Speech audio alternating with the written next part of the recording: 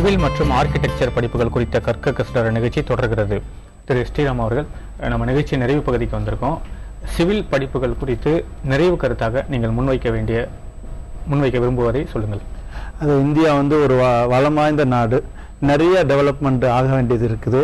அது பார்த்தீங்கன்னா ஈவன் நம்ம நாட்டு பக்கத்துல சைனா இருக்குது. அதெல்லாம் கம்பேர் பண்ணி பார்த்தா வியத்தகு வளர்ச்சிகள் அவங்க பண்ணிட்டு இருக்கிறாங்க. அதே மாதிரி நம்ம நாட்டிலையும் நடக்கணும். இப்போ பில்டிங் ஆகட்டும், ரோடு ஆகட்டும், ரயில்வேஸ் ஆகட்டும், போர்ட்டு, ஸ்ட்ரக்சரல், இரிகேஷன் ப்ராஜெக்ட்லாம் ரொம்ப ரொம்ப பெரிய ப்ராஜெக்ட்லாம் அவங்க பண்ணிட்டு இருக்கிறாங்க. இந்தியாவிலையும் அதே மாதிரி இரிகேஷன் ப்ராஜெக்ட்லாம் பெரிய ப்ராஜெக்ட்லாம் வரணும். அதே மாதிரி எனர்ஜி ஏரியாவிலையும் நிறைய ப்ராஜெக்ட்ஸ் இந்தியாவுக்கு வரணும். அப்படின்னா தான் நம்மளுக்கு கரண்ட் ஃபெயிலியர்ஸ் இந்த மாதிரிலாம் இருக்காது. அதுக்கெல்லாம் இந்த வளமான இந்த வளர்த்தியங்கள்லாம் வச்சு வலிமையான இந்தியாவை உருவாக்குறதுக்கு இளைஞர்களால் உங்களால தான் முடியும். கண்டிப்பா நீங்க பயம் இல்லாம இந்த சிவில் இன்ஜினியரிங் துறையை எடுத்து படிச்சீங்கன்னா இந்த டெவலப்மெண்ட்டுக்கு நீங்களும் ஒரு உறுதுணையாக இருப்பீர்கள் என்ற நம்பிக்கையுடன் உங்களை வாழ்த்துகிறேன். அதே போல பிஆர்க் படிப்புகள் குறித்த நிறைவு கருத்து என்ன? ஓகே, பிஆர்க் படிக்கிறதுக்கு நீங்க கண்டிப்பா இப்போ நம்ம ப்ரோக்ராம்ல நமக்கு வந்த கொஸ்டின்ஸை வச்சு பார்க்கும்போது ஆண்கள் பெண்கள் 2 பேருமே படிக்க முடியும். பிஆர்க்கு கண்டிப்பா படிக்கலாம். இன்னொன்று இதை லாஸ்ட் மினிட்ல இதுக்கான ப்ரிப்பரேஷன்ஸை நீங்க தவிர்க்கணும். இதுக்கு கிரியேட்டிவிட்டி தான் ரொம்ப முக்கியம். நமக்கு நாட்டா கிளியர் பண்றதுக்கு ஸ்கெட்ச் பண்ண சொல்லுவாங்க. நீங்க ஒரு மார்க்கெட்ல நடந்து போயிட்டு இருக்கீங்க, அந்த சீனை ஸ்கெட்ச் பண்ணுங்க அப்படின்னு சொல்லுவாங்க. ஸோ நீங்க நான் இது ஓகே, இது என்ன வெறும் டிராயிங் டெஸ்ட் தானே, ஈஸியா பண்ணிடலாம் அப்படின்னு நினைச்சிட்டு நீங்க கடைசி நிமிஷத்துல இந்த எக்ஸாம் ஈஸியா எழுதிடலான்னு மட்டும் நினைக்க வேண்டாம். உங்களுக்கு வரைகிற பழக்கங்கள் சின்ன வயசுல இருந்து இருக்குன்னா அதை முடிஞ்ச லெவலுக்கு டெவலப் பண்ணிக்கிட்டீங்கன்னா இந்த எக்ஸாம் உங்களுக்கு ரொம்ப ஈஸியா இருக்கும்.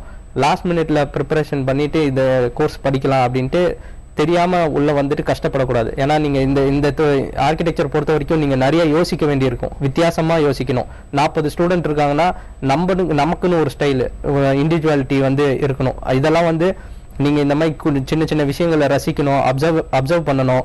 இதெல்லாம் இந்த ஸ்கில்ஸ் எல்லாம் இருந்தாதான் உங்களால ஆர்கிடெக்சர் நல்லா படிக்க முடியும். நீங்க வெளியே வரும்போது நல்லா ஷைன் ஆக முடியும். உங்களுக்குன்னு ஒரு தனித்துவம் உண்டாகும். +2க்கு பிறகு என்ன படிக்கலாம் என்று மாணவர்கள் ஆராய்ந்து வரும் நிலையில் மாவட்ட வாரியாக பல்வேறு கல்வி நிறுவனங்கள் பற்றி பார்த்து வருகிறோம். இன்றைய நிகழ்ச்சியில் மதுரை மாவட்டத்தில் உள்ள கல்வி நிறுவனங்கள் பற்றி பார்க்க இருக்கிறோம். மதுரை மாவட்டத்தில் 41 கலை மற்றும் அறிவியல் கல்லூரிகள் உள்ளன. 14 தனியார் பொறியியல் கல்லூரிகள், ஒரு அரசு மருத்துவக் கல்லூரி, ஒரு அரசு ஹோமியோபதி மருத்துவக் கல்லூரி மற்றும் 5 நர்சிங் கல்லூரிகளும் இருக்கின்றன. 5 பார்மசி கல்லூரிகள், ஒரு கண் மருத்துவக் கல்லூரி, 2 பல் மருத்துவக் கல்லூரிகள், 13 மேலாண்மை கல்லூரிகள், 11 ஹோட்டல் மேனேஜ்மெண்ட் கல்லூரிகள், 13 பாலிடெக்னிக் கல்லூரிகளும் 45 ஆசிரியர் பயிற்சி பள்ளிகளும் செயல்பட்டு வருகின்றன. 41 கலை அறிவியல் கல்லூரிகளில் மேலூரில் ஒரு அரசு கல்லூரி, மதுரை காமராசர் பல்கலைக்கழகத்தின் உறுப்பு கல்லூரி, ஸ்ரீ மீனாட்சி மகளிர் கல்லூரி, செந்தமிழ் கல்லூரி, மதுரா கல்லூரி ஆகிய 6 கல்லூரிகள் அரசு சார்பில் இயங்கி வருகின்றன. சௌராஷ்டிரா கல்லூரி, அமெரிக்கன் தன்னாட்சி கல்லூரி, 15 அரசு உதவி பெறும் கல்லூரிகள் உள்ளன. 11 ஹோட்டல் மேனேஜ்மெண்ட் கல்லூரிகள் இம்மாவட்டத்தில் செயல்பட்டு வருகின்றன. மதுரை காமராசர் பல்கலைக்கழக உறுப்பு கல்லூரி, மதுரை காமராசர் பல்கலைக்கழகம் சார்பில் மாலை நேர கல்லூரி உள்ளிட்ட அரசு கல்லூரிகள் ஹோட்டல் மேனேஜ்மெண்ட் படிப்பை வழங்குகின்றன. சௌராஷ்டிரா அரசு உதவி கல்லூரியும் ஹோட்டல் மேனேஜ்மெண்ட் படிப்பை வழங்குகின்றன. மதுரை மாவட்டத்தில் 13 கல்லூரிகள் மேலாண்மை படிப்புகளை வழங்குகின்றன. இதில் ஸ்ரீ மீனாட்சி அரசு மகளிர் கல்லூரி, அமெரிக்கன் கல்லூரி, சௌராஷ்டிரா கல்லூரி உள்ளிட்ட அரசு உதவி பெறும் கல்லூரிகளும் மேலாண்மை படிப்பை வழங்குகின்றன. மதுரை மாவட்டத்தில் மொத்தம் உள்ள 13 பாலிடெக்னிக் கல்லூரிகளில் மதுரையில் உள்ள அரசு மகளிர் பாலிடெக்னிக் கல்லூரியும் தமிழ்நாடு பாலிடெக்னிக் கல்லூரியும் அரசு சார்பில் இயங்கி வருகின்றன. அதேபோல் மதுரையில் உள்ள சாய்ஜோதி ஆசிரியர் பயிற்சி நிறுவனம் உள்ளிட்ட மாவட்டத்தில் 45 ஆசிரியர் பயிற்சி நிறுவனங்கள் செயல்பட்டு வருகின்றன. பொறியியல் படிப்புகளை மதுரை தியாகராஜர் பொறியியல் கல்லூரி, வேலம்மாள் பொறியியல் கல்லூரி உள்ளிட்ட 14 தனியார் பொறியியல் கல்லூரிகள் வழங்கி வருகின்றன. மருத்துவ படிப்பை மதுரையில் உள்ள அரசு மருத்துவக் கல்லூரியும் திருமங்கலத்தில் உள்ள ஒரு ஹோமியோபதி மருத்துவக் கல்லூரியும் இருக்கின்றன. மதுரை அரசு மருத்துவக் கல்லூரியில் ஒரு நர்சிங் கல்லூரி உட்பட 5 நர்சிங் கல்லூரிகளும் உள்ளன.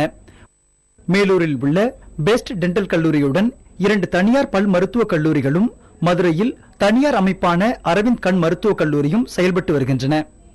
புதிய தலைமுறைக்காக ரமேஷுடன் மரியரீகன்.